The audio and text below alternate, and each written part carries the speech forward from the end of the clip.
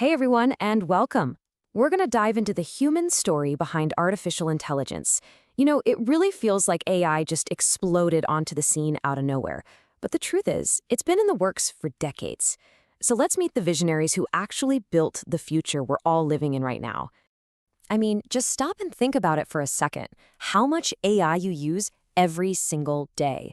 It's that little bit of magic that makes your phone's camera take the perfect portrait. It's the reason your map app can somehow find the fastest way through rush hour traffic. It's even how your streaming service just knows what movie you're going to want to watch next. It's so woven into our lives that honestly, we barely even notice it anymore. But where did this all start? Yeah, this stuff didn't just magically appear. It all kicked off with one simple but incredibly deep question that was asked decades before anyone was even dreaming of a smartphone. Let's go meet the brilliant minds who got this whole revolution started.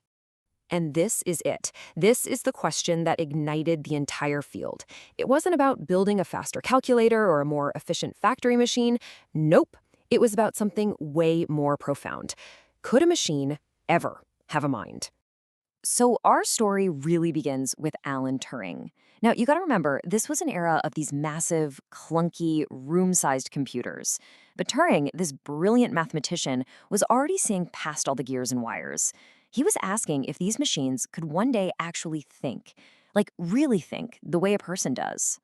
And to try and answer his own question, Turing came up with this really elegant, simple idea, the Turing test. Okay, picture this. You're chatting online with two others. One is a person and the other is a machine. If you talk to them both and you can't tell for sure which one is the machine, well, the machine passes.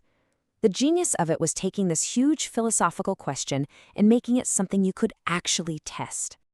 So why is Turing such a big deal? Because he didn't just ask a question, he basically set the stage for the entire conversation. He gave the whole field a goal and a way to measure progress. In a lot of ways, every AI developer out there today is still trying to build a machine that can pass his test.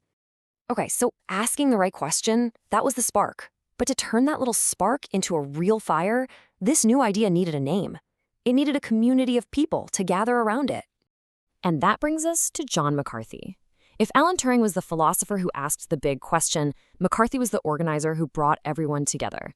He was the catalyst, the guy who gathered the first generation of AI researchers and gave them a banner to rally under. And believe me, once McCarthy got the ball rolling, the pace of innovation was just incredible. I mean, look at this. In just 3 years, we go from the very first AI program to a legendary conference that officially names the field, to a brand new programming language called Lisp, which was built specifically for creating intelligent programs. This quote from the proposal for that 1956 conference just perfectly captures the wild optimism they had. This is it. This is where McCarthy officially coined the term artificial intelligence. Their goal wasn't just to make a computer play chess better. They truly believed that every single part of human intelligence could be broken down and simulated by a machine.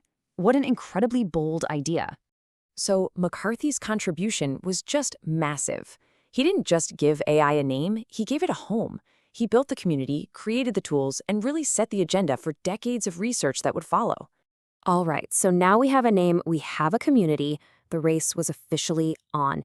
It was time to stop just talking about it and start building machines that could actually do something intelligent. And this is where Alan Newell and Herbert Simon come in. Back then, pretty much everyone agreed that reasoning, using logic to solve problems, was something only humans could do. Well, Newell and Simon were about to turn that idea completely on its head. They built a program called the Logic Theorist, and it did something no one had ever seen before. It proved mathematical theorems all by itself. This was a huge deal, a real game changer. For the very first time, a machine wasn't just crunching numbers. It was showing it could reason, a core piece of what we call intelligence. Meanwhile, over at the famous MIT AI lab, another pioneer, Marvin Minsky, was pushing things even further. He wasn't just interested in programs that could think in the abstract.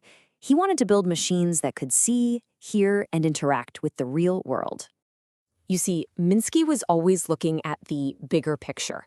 He knew that to build a truly intelligent machine, you couldn't just stick to computer science. You needed to pull in ideas from psychology, from biology. He was one of the first people to really work on neural networks and robotics, all because he had this grand vision of one day building a complete artificial mind. So, These early pioneers laid all this amazing groundwork. They proved machines could reason. But how did we get from proving math theorems to the incredibly powerful AI that's literally in your pocket right now? Well, the fields needed one more giant leap. And that leap came from Geoffrey Hinton, one of the people they call the godfathers of AI. His life's work on artificial neural networks led to this massive breakthrough we now call deep learning.